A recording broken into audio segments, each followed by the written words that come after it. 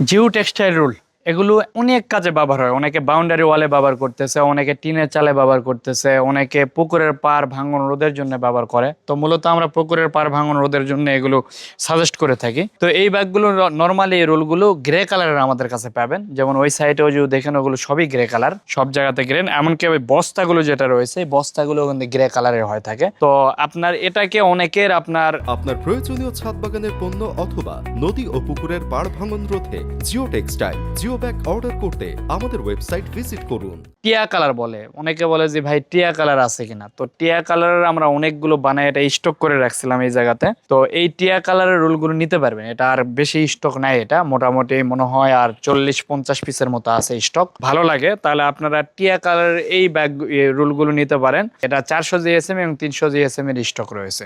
এই রুলের সাইজ হচ্ছে 2 metre by 25 metre করে।